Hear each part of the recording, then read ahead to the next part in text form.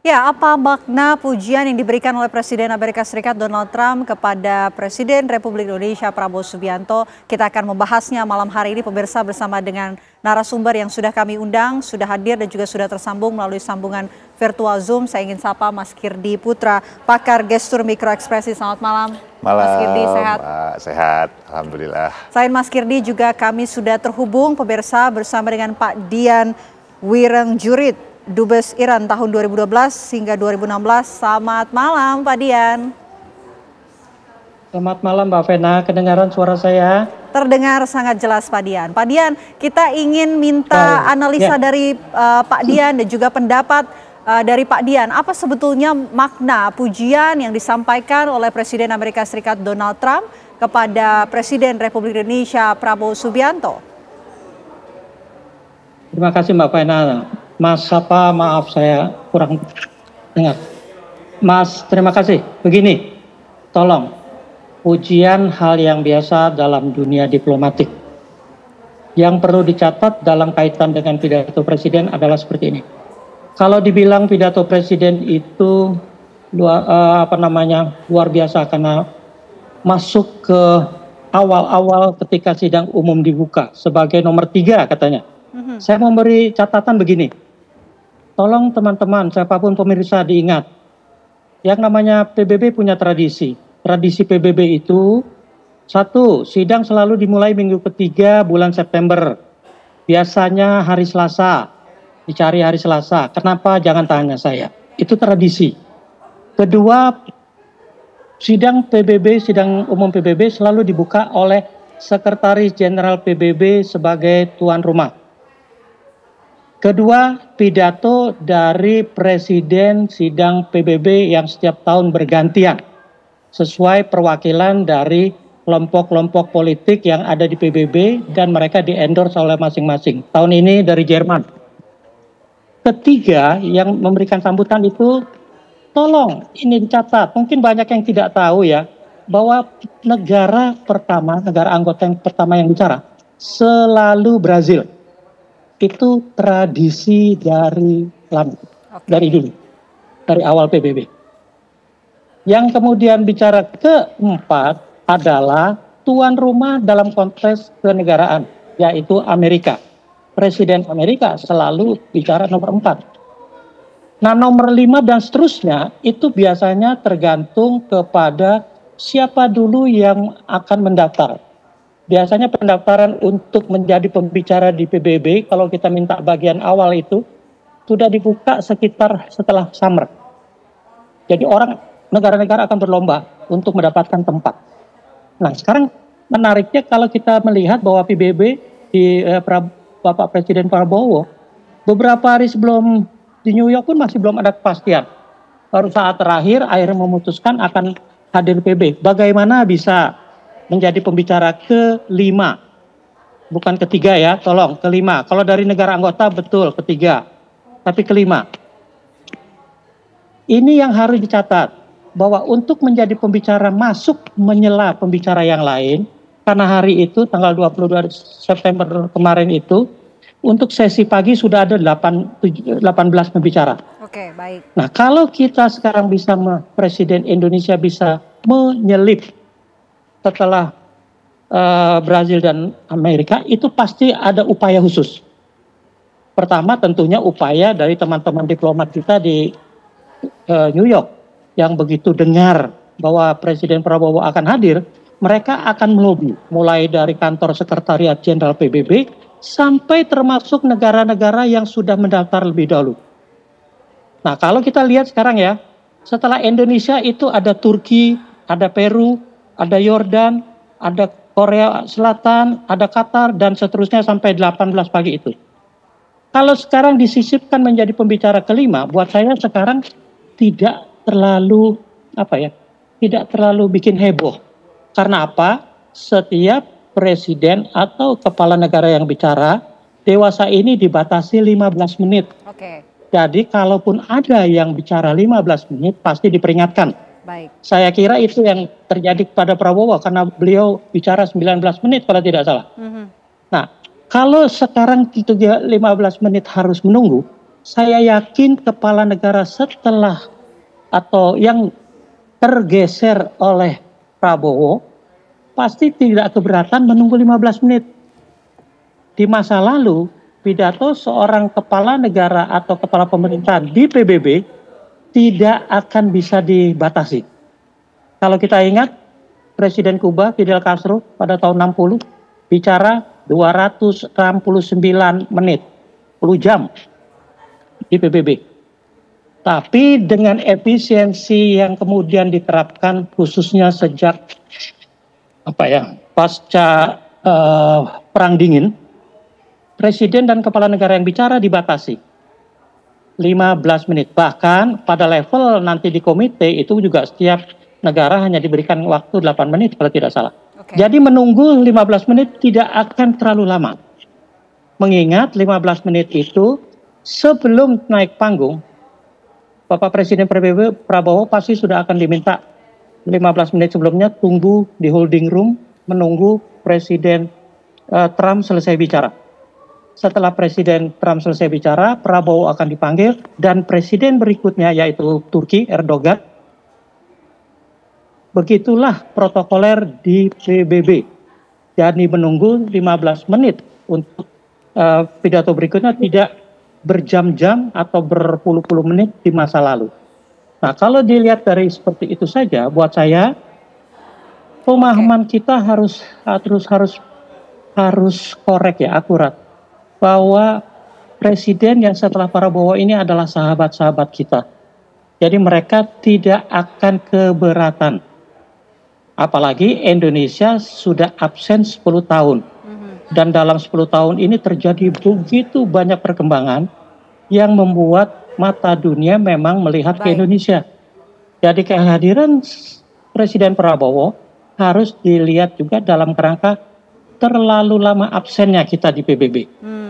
Jadi kalau mau jujur, presiden negara lain yang banyak yang rutin menggunakan forum PBB setiap tahun, itu sudah terbiasa dengan menunggu. Dengan di masa lalu bisa saja terjadi hal seperti ini. Artinya ada presiden yang memang sudah dinantikan. Seperti itu. Terima kasih. Baik, saya mau ke Pak Kirdi kalau begitu. Pak Kirdi, kalau kita melihat ya setelah Presiden Republik Indonesia Prabowo Subianto berpidato dengan tegas, dengan kemudian menghentakkan meja, sempat mendapatkan notis ya dan juga pujian dari Presiden Amerika Serikat Donald Trump. Anda melihatnya apa sebetulnya makna pujian yang disampaikan oleh Donald Trump? Oke, sebelum kita masuk ke inti kemungkinan apa sih yang kemudian di tanda petik dimaksud oleh Trump, kita perlu memahami dulu. Saya sepakat tadi dengan Pak Dian tadi bahwa pujian itu biasa di dalam diplomasi.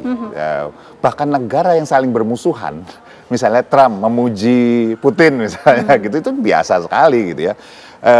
Itu satu. Kemudian yang kedua, di dalam konteks bahwa Trump itu adalah pebisnis. Kita perlu tahu itu. Mindset dasar dia itu pebisnis. Di dalam dunia bisnis sama dengan diplomasi di politik. Bahwa memuji orang untuk mendapatkan sesuatu yang saya inginkan. Ada motif gitu ya? Iya, ada hidden agenda gitu. Dan itu sah-sah saja. Dan para pebisnis juga tahu gitu. Misalnya pujian itu nggak langsung ditangkap mentah-mentah. Nah, berdasarkan dua hal ini, maka sebetulnya kita perlu tanda petik ya, kita nggak berburuk sangka. Tetapi kita juga perlu tetap waspada. Bahwa bisa jadi iya benar bahwa Trump memuji speech-nya Prabowo. Tapi perlu dilihat bahwa intisari dari speech-nya Prabowo itu kan sebetulnya tentang Palestina salah satunya. Tentang bagaimana mengajak untuk, dia memperkenalkan diri bahwa dia Asia gitu ya. Bahwa ini perlu, kita tuh bahwa semuanya itu perlu bangkit menjadi tempat yang lebih baik, dunia itu gunanya UN seperti itu. Dan ujung-ujungnya adalah tentang salah satunya Palestina. Nah, two state solution gitu. Nah, kalau itu artinya against sebetulnya dengan apa yang dilakukan Trump dengan mensupport Israel. Pertanyaannya gini, kalau saya melihat tanda petik ada orang di luar yang berkonflik ini memberikan tanda petik dukungan buat pihak yang sebetulnya tanda petik lawan saya, gitu. Apa yang akan saya lakukan? Kan gitu. Pertanyaannya adalah saya bisa melakukan sesuatu, saya bisa langsung kritik. Tapi kalau saya kritik, maka orang akan tahu bahwa oh benar Amerika tuh belain Israel. Tapi kalau saya memuji Indonesia dalam hal ini, maka publik dalam artian UN, dia berusaha memberikan kesan pada citra tersebut, pada UN, anggota-anggota negara-negara lain, bahwa dia mencoba untuk jadi tanda petik tetap jadi polisi dunia yang netral. Apakah benar seperti itu ya biar kenyataan yang membuktikan. Tetapi gesture dalam artian gesture cara Trump memuji itu buat saya bukan sebuah pujian yang tanpa sebuah agenda tersembunyi. Yeah.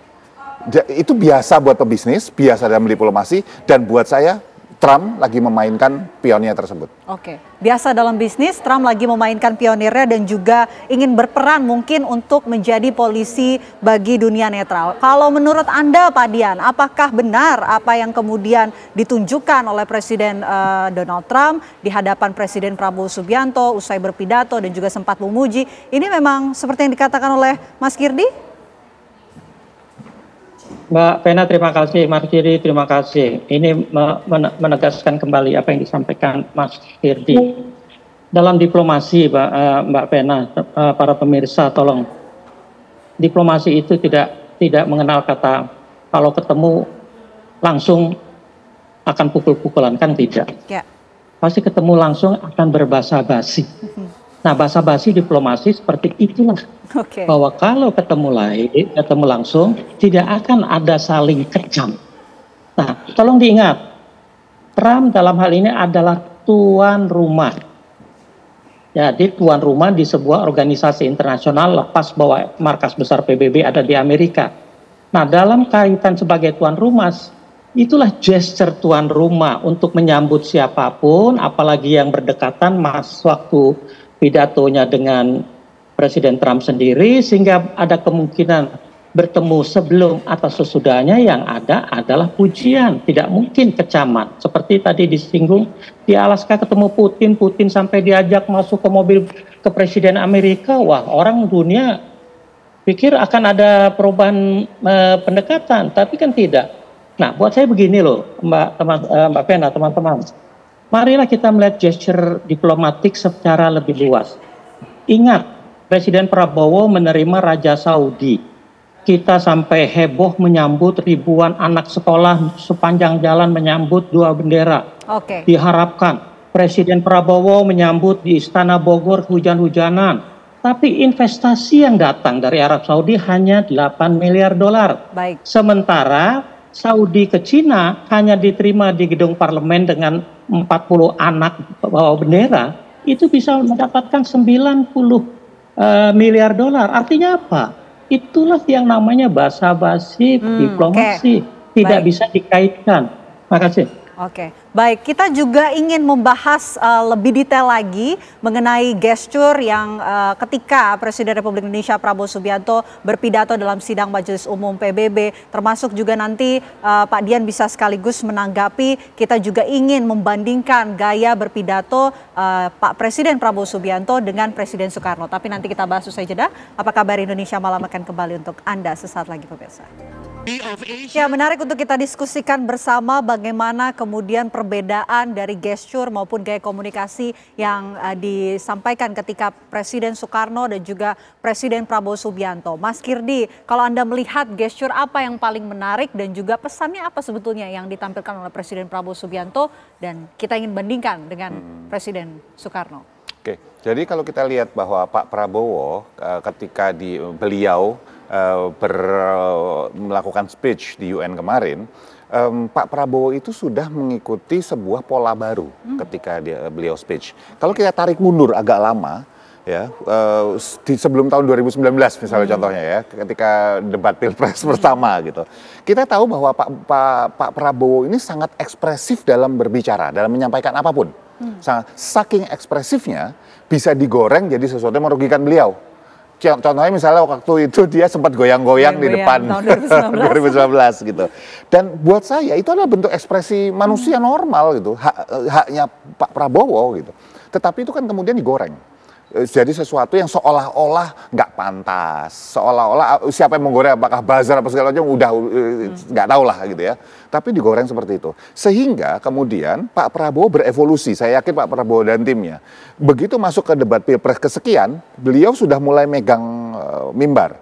Nah, mulai dari situ ke depannya kita bisa melihat bahwa Pak Prabowo tetap ekspresif. Tetapi untuk menjaga supaya tidak kebablasan ekspresifnya, maka diperlukan ada sebuah objek, dalam hal ini mimbar. Begitu di speech di UN kemarin, dan ketika Pak Prabowo megang mimbar seperti ini posisinya, ya tentu saja sambil dia membaca pointers di sini. Tapi yang harus kita puji memang dari presiden kita kali ini adalah beliau hanya ngelihat pointers sebentar, terus kemudian ngomong lepas. Nah, gerakan awal memang nggak banyak bergerak tangannya, tetapi menjelang terakhir mulai makin lepas ya. Makin lepas, ya. Betul, makin lepas. Artinya apa? Ya cuman diartikan bahwa siapapun dalam momentum penting sebesar itu dan kita sudah absen lama gitu. Tentu saja masih kondisi neredek masih ada. Dan buat misalnya ada orang bilang, oh nggak neredek segala macam, ya nggak apa-apa gitu loh. Tapi siapapun, termasuk Presiden Indonesia sekalipun, juga berhak punya perasaan agak nervous segala macam, yang hilang kemudian dengan berjalannya waktu, dengan cepat tentu saja. Dan itu kemudian membuat Pak Prabowo yang lepas berani dan istilahnya menggebrak meja bahkan sebagai aslinya beliau, yang apa? Semangat. Ya, kalau ada yang mengartikan bahwa marah segala macam, enggak. Saya tidak melihat ada tarikan ekspresi marah di Pak Prabowo. Bahkan sebetulnya tarikan ekspresinya itu makin santai ke belakang. Dan kalau dilihat gerakan-gerakan ini adalah gerakan-gerakan yang justru membuat pidatonya jadi hidup. Oke, di beberapa kalimat di mana beliau ingin menekankan beberapa isu mulai dari kemudian salah satunya soal kemerdekaan Palestina, bicara solusi dua negara, dan juga mengatakan hal-hal lain lah, topik-topik ataupun poin-poin yang ingin ditekankan. Ya, betul. Pak Prabowo bicara banyak sekali. Ya, dan salah satunya sebetulnya ada beberapa poin yang bicaranya bukan sesuatu yang sifatnya hanya tanda petik tentang Indonesia. Palestina kan solusi hebatnya menurut saya pidatonya, dia mengajak untuk solusi dua negara dan Indonesia bersedia untuk kemudian ikut di situ, bukan cuma omong-omong istilahnya seperti itu. Saya mau ke Pak Dian. Pak Dian, kalau menurut Anda bagaimana Pak kalau melihat cuplikan sebelumnya gaya komunikasi dari Presiden Soekarno dan juga Presiden Prabowo Subianto? Terima kasih Mbak Vena. Begini, kalau lihat sepintas karena kita sama-sama tidak hadir di sana, tapi saya ingin menyampaikan begini. Ketika Bapak Prabowo memulai masa kerjanya sebagai Presiden Indonesia dan tampil seperti yang sekarang ini, seringkali memakai kopiah dengan baju yang relatif sederhana, krem, dan sebagainya. Orang sudah membayangkan bahwa gaya Pak Prabowo ini seperti Presiden Soekarno. Nah, kalau lihat gaya pidatonya, tadi disinggung Mas Kirdi, ada bagian yang pelan, ada yang menghentak-hentak. Buat saya itu pun kalau dilihat sama dengan Bapak Presiden. Tapi apakah ini berarti kedua pemimpin kita ini memiliki karakter yang sama? Itu kan memerlukan kajian psikologi yang lebih mendalam. Bisa saja karakternya sama, tapi juga mungkin saja dipelajari siapa saja yang bicara di PBB seperti apa. Kalau kita tahu Presiden Amerika itu tidak segan-segan mempelajari gesture, body language dari presiden sebelumnya ketika menyampaikan pidato. Memanggil tenaga ahli sendiri untuk mengkoreksi kalau katakan gesturnya kurang pas dalam pidato di sidang internasional. Itu bisa dipelajari. Tapi kemudian yang juga mungkin menarik diperhatikan, gaya Pak Prabowo ini mungkin karena tadi disinggung Mas Kirby, semangat menghadapi isu-isu internasional yang sekarang sedang berkembang. Tadi Mbak Vena sudah menyinggung beberapa termasuk Palestina dan sebagainya. Kalau mau jujur sekarang tentang isunya, isu-isu yang disampaikan Bapak Presiden juga bukan isu baru teman-teman. Sepanjang sejarahnya selalu banyak pengulangan hanya disampaikan oleh kepala negara yang sudah berganti. Semua negara juga hampir mengalami hal yang sama. Kalau disebut masalah Palestina dalam sidang kali ini saja sampai hari ketiga sekarang, hampir semua negara menyinggung Palestina. Dan itu sudah terjadi di sidang-sidang majelis umum yang sebelumnya. Climate change juga ketika sudah menjadi isu internasional yang sangat current, itu juga menjadi topik. Yang mungkin agak sedikit lebih baru adalah topik tentang food security. Nah, saya sedikit aja tambahan, 1 menit. Judulnya, singkat saja Pak Dian. Apa kabar Indonesia? Ya, singkat saja Pak Dian. Apa kabar Indonesia malam?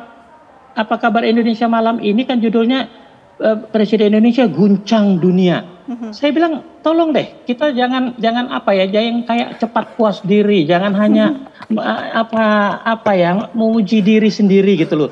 Ada tidak pidato atau Bapak Presiden kita menjadi headline? Baik Pak Dian. Mohon maaf. Terima kasih Pak Dian analisanya sudah bergabung bersama kami. Terima kasih juga Mas Kirdi sudah hadir di Apa Kabar Indonesia Malam. Mohon maaf waktunya sangat terbatas untuk kita berdiskusi.